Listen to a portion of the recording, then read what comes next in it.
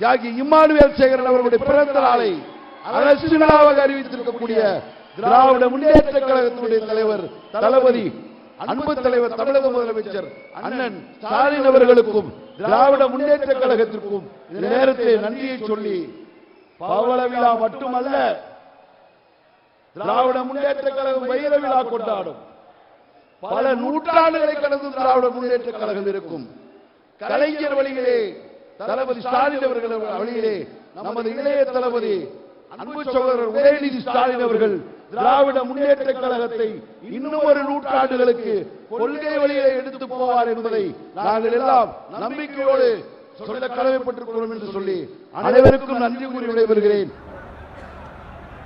திராவிட முன்னேற்ற கழகத்தின் தலைவரும் அவருக்கு தோளோடு தோள் நின்று களமாடும் மாண்புமிகு அமைச்சர் பெருமக்களே, பாராளுமன்ற சட்டமன்ற உறுப்பினர்களே, இங்கே குழுமி இருக்கும் ஆயிரக்கணக்கான தொண்டர்களே, மக்கள் நீதி மையத்தின் நிர்வாகிகளே, தொண்டர்களே, உங்கள் அனைவருக்கும் என்னுடைய வணக்கத்தினை தெரிவித்துக் கொள்கிறேன்.